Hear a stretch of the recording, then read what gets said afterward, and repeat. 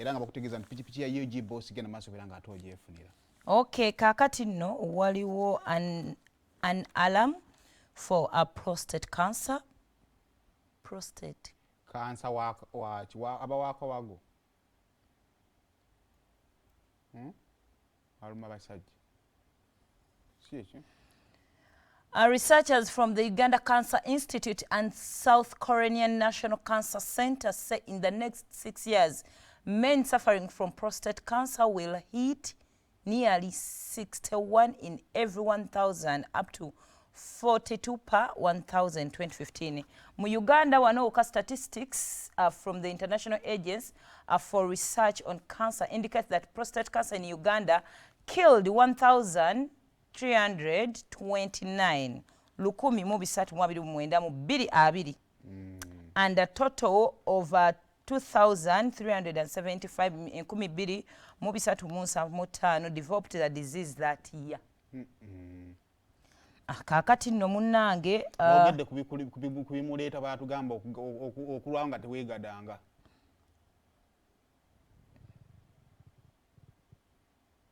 Kali mwagala kusukka we muli mudde ku ki? Nze mbadde nkimanyi. Kakati bakugamba wano researchers kale naddala abantu abakuzeekuzeemu mulimu endwadde ezijja with age eze tuyita nakyogundi. Awo ekyuma baba bakiwummuza. Bawummuza ki bawummuza ki? Include that being 45 and above, family history of cancer, being African. Nti oli muddugavu, lack of physical exercise and taking alcohol and unhealthy diet bye bimu ku byandibireese. Dr.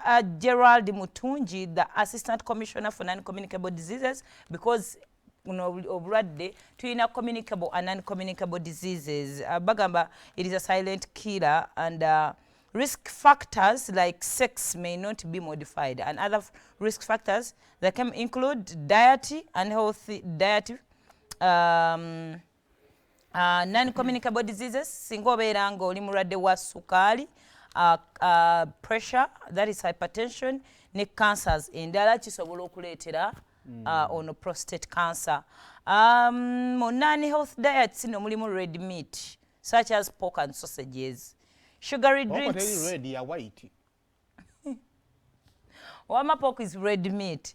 And then mulimu sugary drinks, muli soda, nazo exposing to non-communicable diseases like cancer. Okukendeza ku munnyo guno gwe twongeramu people like me. Nemmere nga sinnagiryako. Walona abakutungulira ze sirya munnyo mubisi.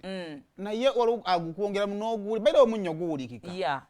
Nze manyi that is my problem, but ingezaako nnyo okulya oyo iodized salt ali ready to eat. Angala tebalina budde obwo.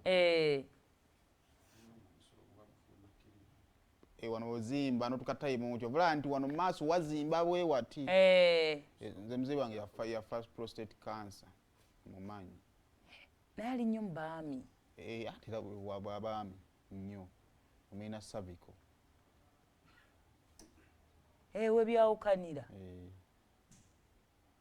So kakati wano gundi zizimba. Kiki ekizimba kyotegedde? Saagala otwale obeere misinformed olowooza nti otegedde. Kati wano normal prostate bino byolaba bino ebyandibadde ng'ebinywa wano wakati mu binywa wazimba. Nedda kati wano ebinywa ebizimba bikola bigwe kyolaba ng'ensigo. Era kyova baba balina omuyisaamu akapya ne kagenda kafeekinga omusulo direct eri mu kawago. Kitegedde. So kyekyo naye ndowooza akwongera kukendeza lwakuba nti kizibu ky'emyaka egyo gikagirira myaka nga nzi nsomba byuma byonna bye twakola eno. You're disappointed, otandika okunywa nnyo omwenge. Olumu otuuka tayimu nga ate nambe bagwogeddeko wano. Tuuka maybe mu maka nga omukyala takyakulaba bulungi. Bye wakola erya nti mu buto naye n'akwesonyiwa. Olunyiri lwa Bayibuli n'ate n'alubuusa amaaso. Don't deny each other.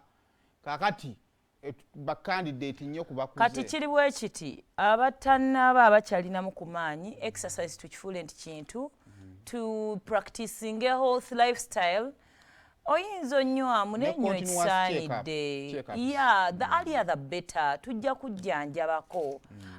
Then tambulako bako parking emmotoka akawungezi woddako ewaka tambulamu. Bye tusobola okwewala tubyewala. Osobola okwewala omunnyo omubisi gwewale oba tosobodde osobola ofuna ogwo oguli iodized gwe mbagambye. Already baba bamaze okugusengejja. Temwemanyiza kusiba musulo. Kyovanze meeting yoba yakasa mmeme omusulo onfuluma n'engufuka. Abantu batula nti kunyonya ate oyimuka agenda agifukemu. Anti olumutwa. Neryoke muvuga for hours. Kyokka yasabye ebyokulya by'omu nnyonyi. Kale. Abasomesa abaana tembagana genda mu toilet. Mujja developing sobriety nga bakyalina bato. Temwefuula buzibu bye mubasomesa tubimanyi nti bya mugaso naye kale batuwe essimu.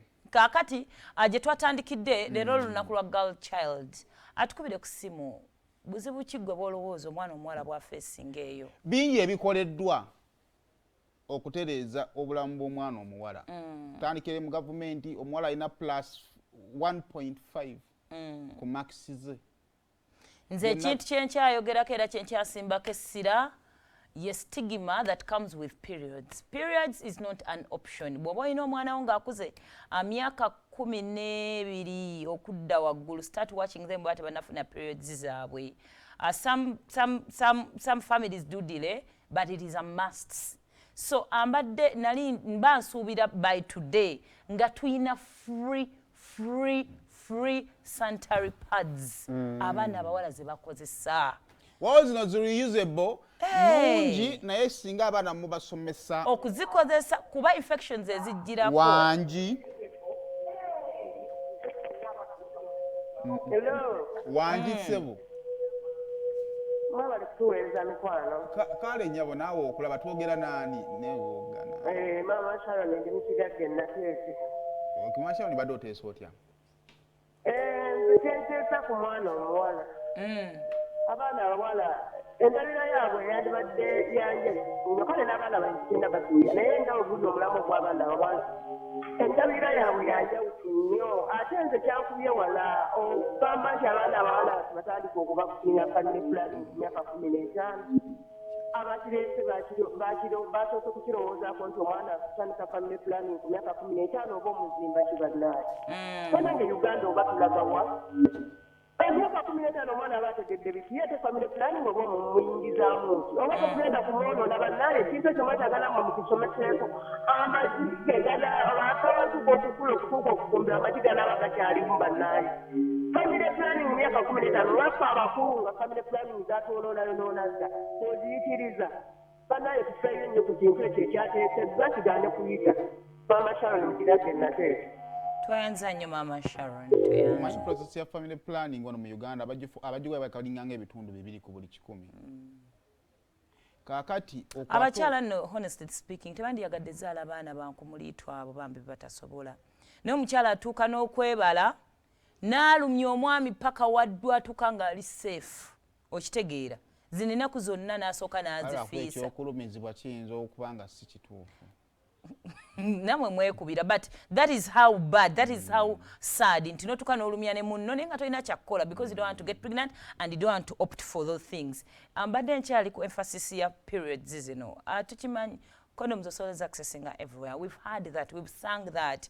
Ate nga having sex is an option. No salawo n'okirowoozaako n'ogenda n'ogijjayo weeri ey'obwerere wonna weebadde eterekeddwa n'ogenda n'owengera ne weebadde ogenda okukola. Omwana omuwala obeera awo. You people ffe kati tukuze. Naye naawe obeera awo ng'oli muntu mukulu and you can't even naffe abasobola okuzigula accessibility nayo teriiwo. Tuyina mbadde mpaana kati abakyala how they've been elevated. Kinnuma nnyo kubanga ssaawa zino we have a first lady who is even active. Some first ladies are not active. Who is active, she's a minister and all that. Ate webyenjigiriza, I know kuba kati amanye ekigenda maaso mu primary school zeyo, how those kids don't go to school because yafunye periods ze. We have a speaker of parliament, mukyala. tulina abakyala mu top bife ebyo. Tulina vice president, tulina prime minister. Tulina prime minister. Tulina minister w'ebyettaka, tulina wa energy, tulina wa health, tulina ba permanent secretaries.